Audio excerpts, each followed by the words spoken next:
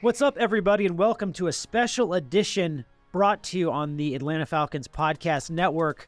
And we are bringing you the stars of the 1998 Atlanta Falcons, the year they went to the Super Bowl, a year that's going to be remembered for a very long time in terms of the organization, the city of Atlanta. I'm Scott Bair. That's Tori McElhaney. The man in the middle, Ray Buchanan, who I wish people could have seen what was happening before the podcast started recording, because I was laughing so hard that I was crying. Right, yeah. We couldn't start because Ray was killing me so much. So I'm very excited for this one. And Ray, let's just start this from a broad perspective, right? You played in Atlanta for a long time. Yeah. The attachment that this fan base feels to you, and maybe you feel towards it, having been in other places, like that's pretty special, especially for somebody who's been through good times and bad with this organization. The city of Atlanta really pulls for the people that have been there and have given them those kind of glory times. Yeah, it's funny. Atlanta is, the fans were like, if you win, win. You know what I'm saying? It was sort of like that. When I was with the Indianapolis Colts, I went through a season of losing and then transforming the team. In my last 2 years out of 4, we went to the AFC Championship, went to divisional round, and had some success in winning. When I got here in Atlanta in '97, it was just a little bit, different. I knew we had a lot of work to do. When I got here, Reeves was transforming the whole team. He gutted 60% of the team, and he brought in guys. Yeah, no, it was like, 38 players of the 53 on the 98 team had been brought in like the last year. So. Yeah, it was wild. Wanted to bring in his personality of guys. He already had the coaching staff sort of put together. But, to play in Atlanta, you knew that you had to come in to bring in the right players. You had to win. And we knew it was an entertaining city. And, that first season when we first got here, it was like, well, we had we wasn't winning many games. There wasn't that many people in the stands. It was like, oh, here we go again. Right. Same old Falcons type of attitude. But we did know if we can light a spark with the players that we actually had, because we knew we had something. We just had to put it together. We knew we can set this city on fire. Second half of '97, correct me if I'm wrong, you guys started pretty bad, and then you got hot at the end, right? Was there something in the second half of that year where you kind of thought, okay, maybe we got something? Yeah, because we was losing some close games, that first half of the season, but for the most part, you just had to learn how to finish games. We were like, all right, we're so close, but no cigar. We just need to finish some of these games. And I was getting a little bit nervous, and a lot of guys started to get upset. We had team meetings, with players only, and we're like, yo, we got enough talent in here to win. Let's get it together. I mean, we're so close with no cigar.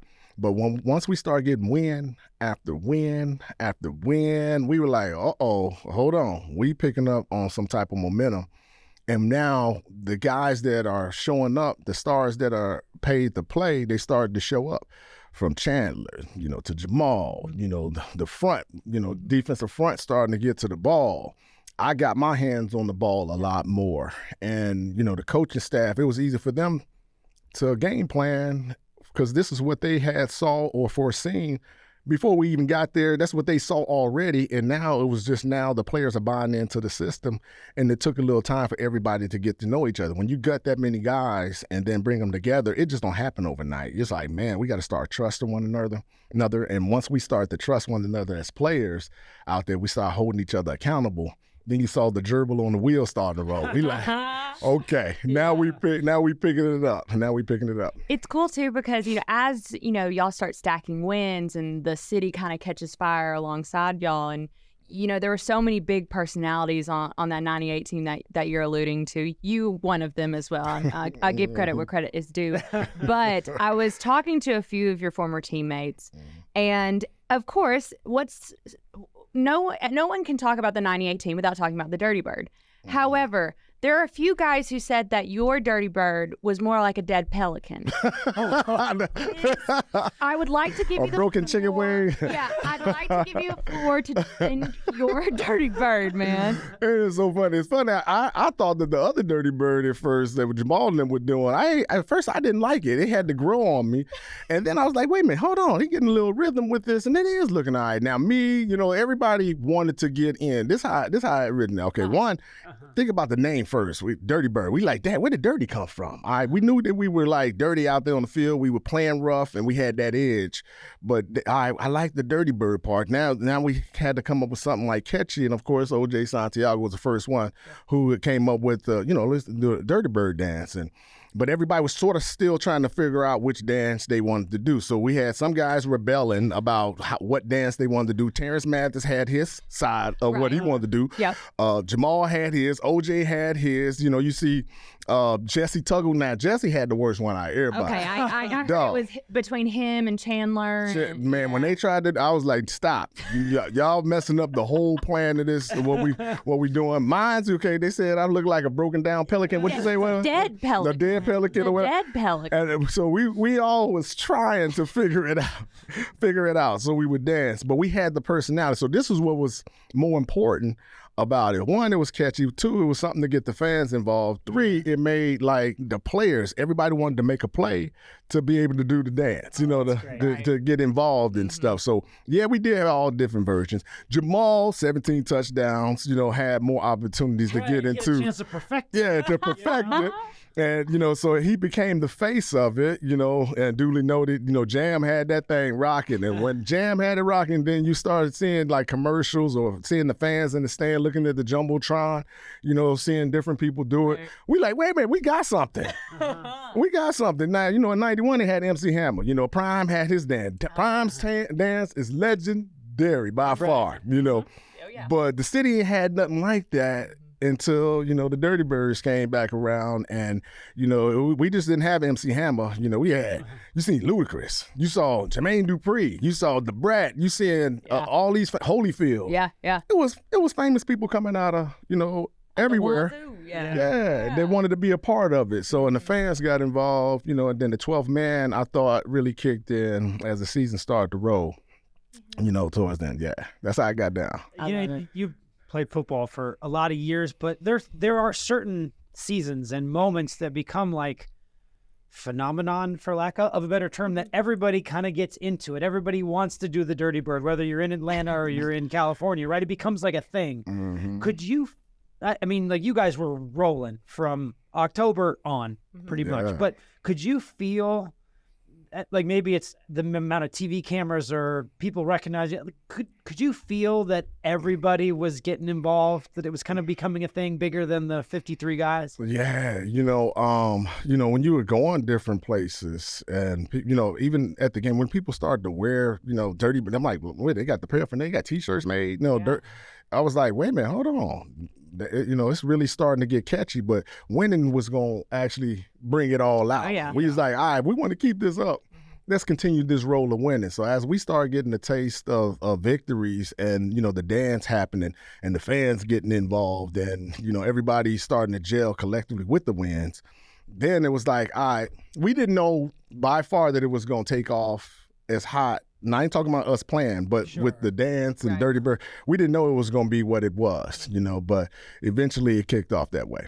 I love it. And I think, too, a part of this story that I think sometimes gets kind of lost in the weeds a little bit is Dan Reeves as a head coach and what he was for y'all. And I know that there's a quote from him that said, that 98 team was so special and is one of the most, it's the team that he'll remember forever, essentially. And he had a quadruple bypass surgery towards the end of the season, had to miss some games and comes back ready in time for y'all in y'all's playoff run. Mm-hmm. Do you remember the moment that he came back from that and what that moment was like? You know what? Before he came back, let's go back when it first happened. Like, we were already on a run and you didn't want to disrupt anything, let alone Dan felt bad that he had to come in front of the team to tell us what he had to do. We like, what? Okay, quadruple bypass. Yeah, it throws off the mojo. It's serious. It's like, how serious is this? Are y'all being honest with us? Or, we were all concerned, for Dan. It was kind of hard to sort of think about, football at that time. Here's our leader. Here's the guy that we've bought into because he's now gotten us to a place to where we were able to respond, not just to him, but to coaching and players getting together. So when that did happen and we had to play the Detroit Lions and Rich Brooks had to take over and Art Shell had to take over. This how smart Dan was and how of a genius he was. Not only was he that fun coach to play for that can get the best out of us, his coaching staff that he actually had mimicked him. So it was like Dan was tough. Dan he showed you a lot of love when you were playing well or doing, but he would also get on you when you was doing something that was wrong. But our practices were tough, and he was big on discipline. The coaches that he had around him were the same way. So a lot of people don't know that when Dan went down, Rich Brooks stepped in to be the intern head coach. And Rich Brooks had been a head coach already. Art Shell had been a head coach already. We had other coaches that, had DC or OC experience. So we didn't really miss a beat. We were actually that amplified our game to say, you know what, we're going to win this one for Dan. Let's not, because we needed that next win to clinch the division. Yeah. And we didn't want to have this hiccup, and Dan didn't want it to be the hiccup because of him. We flipped it. We like, all right, we're going to win this for you, Dan. And Rich Brooks is the first one that said after we won that game, he gave Dan actually the game ball. Dan meant so much to us, and we didn't want to hear anything that was tragic, and Dan didn't want it to interrupt our mental status, as players. And it was luckily enough that we had enough players and leaders on the team that, pulled together and was like, let's keep this thing rolling, and that's what ended up happening. We had a bunch of leaders on the team stepping up, let alone having great coaching staff that can fill in for Dan. Yeah, because it's funny just watching that 98 NFC Championship game back and seeing Dan on the sidelines, and he's animated. Like he could get some. He get mad over there. Get very fiery. Right. Get very heated, and I'm like, this man is a few weeks out of having a full heart surgery, like that. And up on his feet. Yeah. Like he was that tough. Yeah. Yeah, he was that, but that's how he treated us as players. Like anybody got hurt, if he didn't see blood or if there's a bone coming out, you okay. That's the type of mentality that Dan was proving to us that, we like, dang, all right. We thought that he was full of bluff when we were injured, and now here he is showing us that he's trying to come back from a quadruple bypass. Yeah. Still, still got scarred up and stitches in him, and he still wanted to come out and coach. Now, Pam, his wife, she was the one that was on Dan the most. Like, dude, you need to. Pam was tough. She was Everybody's got a head coach. Yeah. Everybody has a head coach. Exactly. Pam was the backbone, and she was the one that was pulling the string to pull Dan back and allowing him to, work in slowly. But Dan was fiery. So Dan, he only knew one way to coach. So for him to be out there at risk and coach the way, and they needed his blood levels, they needed his heart, everything to be. In the game, the game was actually kind of close too. We would have, rest in peace, Dan. I crack joke, but Dan would have been out there trying to coach during that game, and we would have been having a funeral at halftime because the way we played, we would have put him. He literally was like, he would have got it in us because we played uncharacteristic, but we won the game. But at the same time, when you're on a roll like that, teams figuring you out. He talked about it too. Like he said, y'all was literally trying to put me in the grave a little earlier with that game, but we were able, to pull that game out. I think, and deservedly so, the NFC title game is such a big moment, and it's an overtime game, and there's all this, but the 49ers were the class. Oh yeah. Of the NFC, let alone the NFC West, for a very long time. Yeah. And they were the last team maybe I'm screwing this up. They were the last team that beat y'all in the regular season. Yeah, because y'all played them, what, twice? Three times. Yeah. 3 times.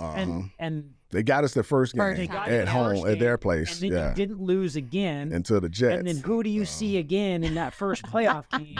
Is the 49ers. Well, yeah. So what it was we had that first game they beat us. Right. All right. Then we didn't have another hiccup until we had the Jets.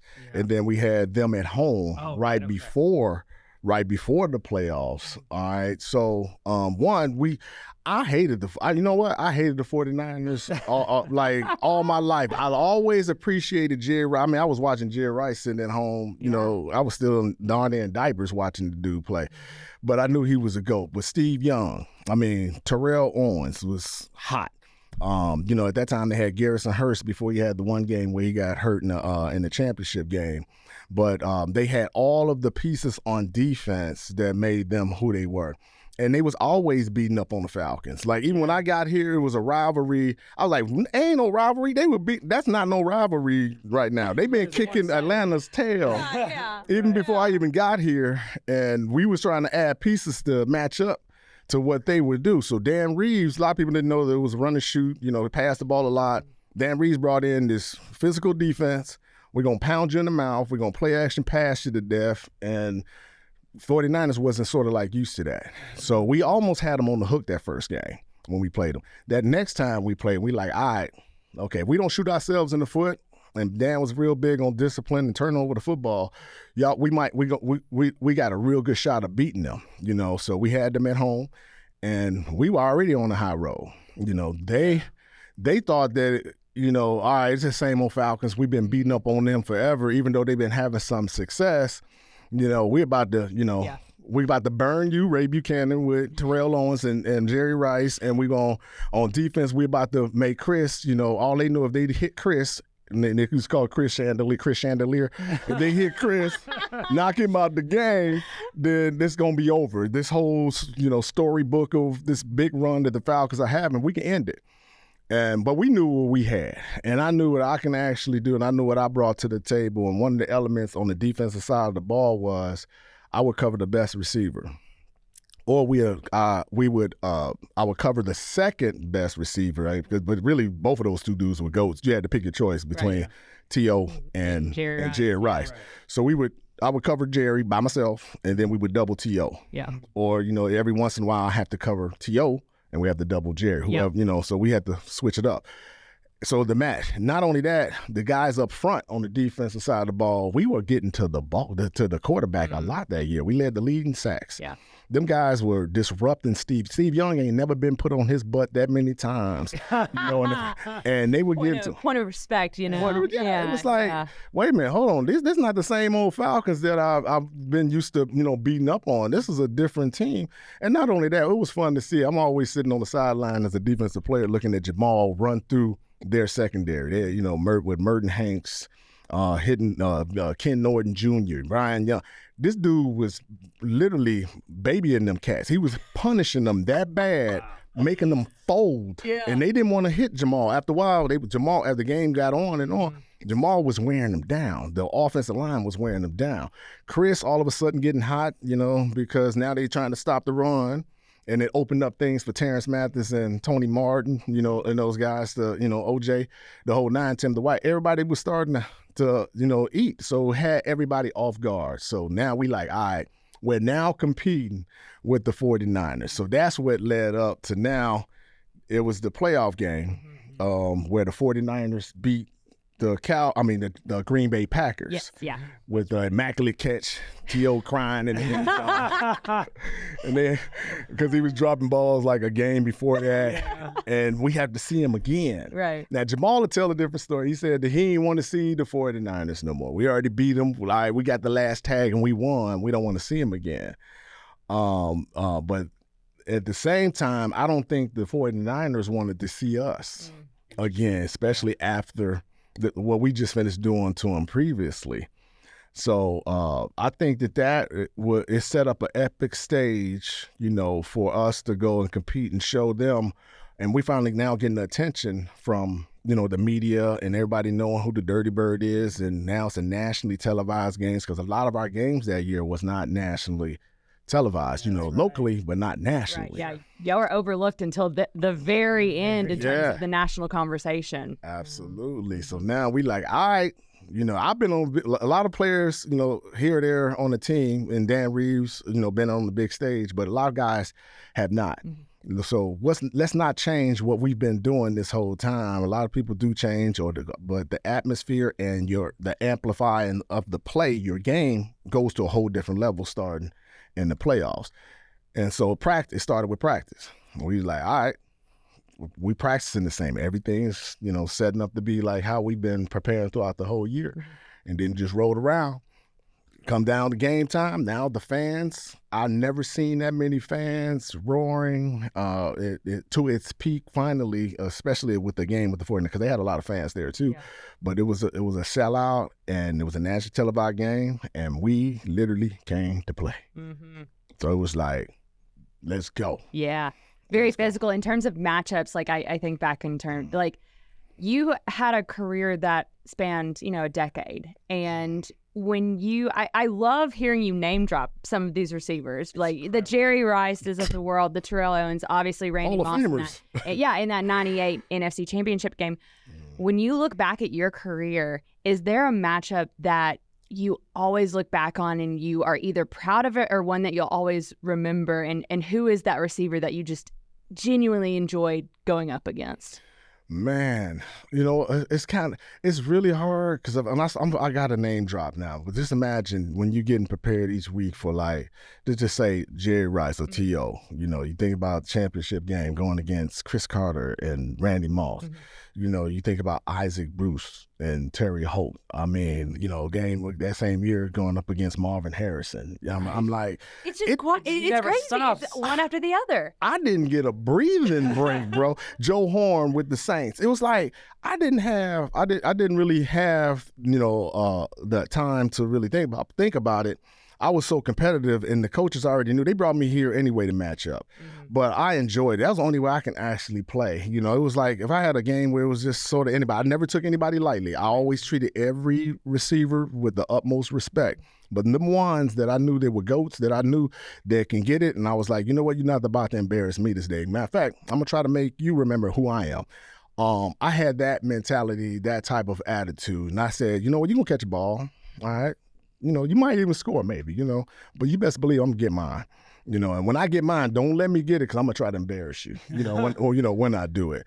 And they knew it, so the competition each week. So just to answer the question, though, the ones that I did get up for, because it now became a situation to where now that I had to fill in shoes of Deion, and I knew the battles that Deion had with Jerry Rice, I was like, you know what? I got to keep it going. Yeah, that meant a lot. Just like the team atmosphere too of how big that rivalry had become, especially at that point in time in both organizations' history. It did. So it was Jerry Rice, getting up for T.O., Jerry Rice and T.O. I really only saw, Randy, maybe 3 or 4 times throughout my whole career, but I had to get ready for that one. That was just take away the deep ball. That's it. That's all you had to worry about.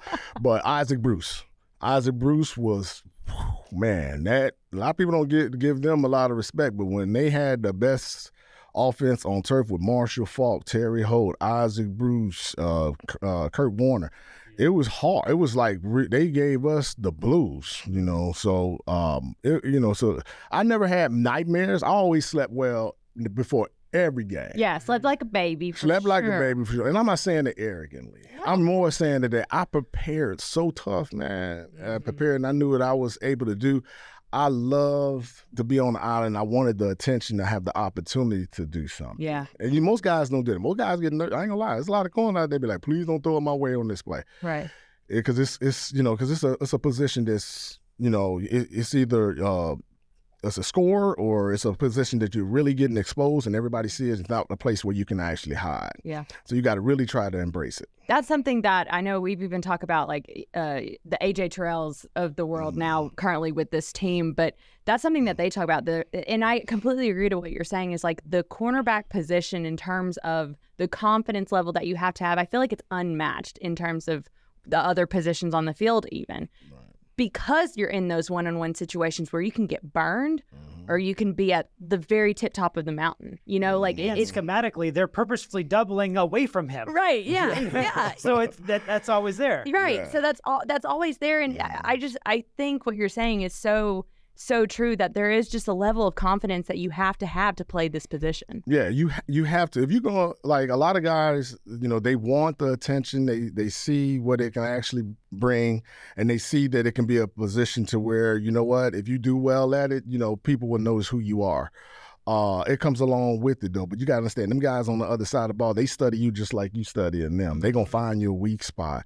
So I think that the ones that do embrace it, that enjoy being on the outside and playing at the highest level and going up against some, you know, even with matchups, like, you know, when you're going up against the best receiver each week, that right there can, you know, take to a whole nother level. The biggest part about it is the film study. It's like literally, I mean, I had a mind that can remember a play. Like literally, I would know the top 3 routes that they might run out of a certain set. And then when receivers start to move, you know, it's like, all right, I've seen this before. I've seen it over and over and over on film. Now it has to translate, you know, to the field. You know, you got to know when to gamble and when not to. Now you got a lot of guys that can have some success, you know, like, you know, the Trayvon, was it Diggs from the Cowboys, had a lot of interceptions, right? You know, he was jumping a lot of routes and had a great year, but then turned around, they was like, all right, well, nobody's really testing him deep. We're going to start throwing deep balls on him a lot more because he's trying to gamble too much. So you got to know when to gamble and when not to. A lot of it comes from film study. So now that you've studied, you know, and prepared yourself and your body feel good because you put the right things into your mind and your body now it's like, all right, now your confidence can kick in. Now you can start warming up and your mouth start to run because you need that extra energy to play at that position. Now, don't get me wrong. I've seen a lot of quiet, silent assassin defensive backs and can still get it done. But, you know, to embrace the position, if you want to be great, you want to be remembered, it's not just, you know, shutting somebody down. It's now getting that rock. Every defensive coordinator love guys that get that ball, turnovers. Yeah, 47 in the regular season. Yeah, so it you know, and I think, like, you know, you talk about AJ Terrell, I think that he has the potential to be great. I didn't realize how big he is, how quick he is, getting in and out of the break. And this comes with, you know, a lot of times with the maturation of your front, you know, 7, Absolutely. getting to the quarterback, you can gamble a little bit more, but he's going to be special. He's definitely going to be special. I can't believe how fast time flies when you're having these conversations. But I did want to get one more question in, Sure. if you don't mind. This is the place where Deion became Deion, Right. right? And he became an elite cornerback. And then the next elite cornerback they had sitting next to us, right? And from what I've read, you have a lot of affinity for Deion and how he played and the way he carried himself. To come into this to the same organization that he played for, The house that Deion built. Right. Yeah, like that he built, and then it's, I mean, we're still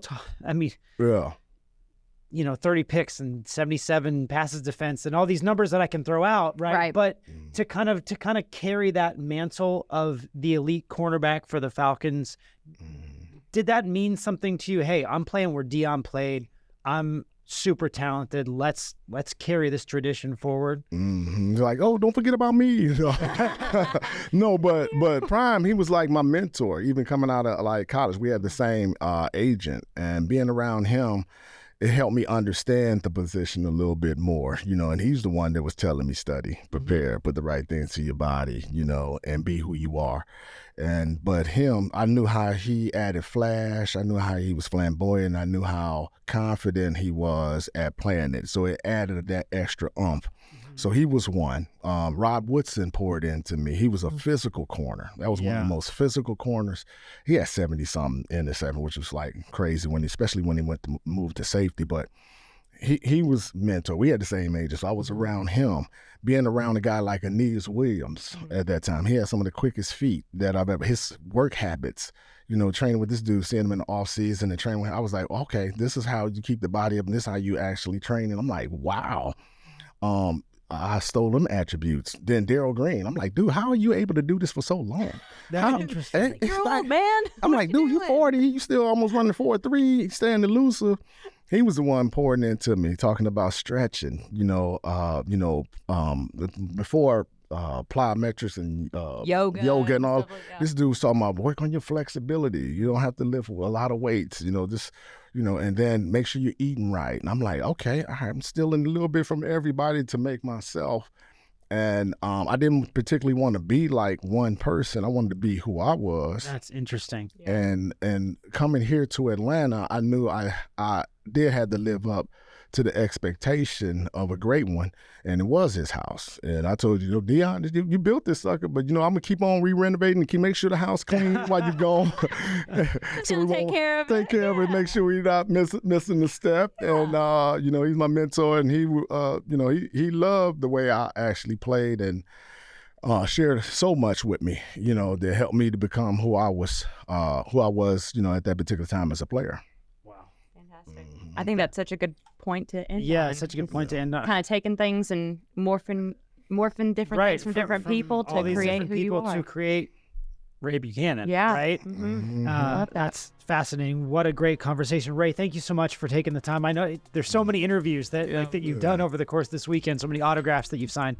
We definitely appreciate you making time for us as well. Please rate, review, subscribe to the Atlanta Falcons Podcast Network, and we're going to be back with you with more awesome guests from the 98 team. Heck yeah. See ya.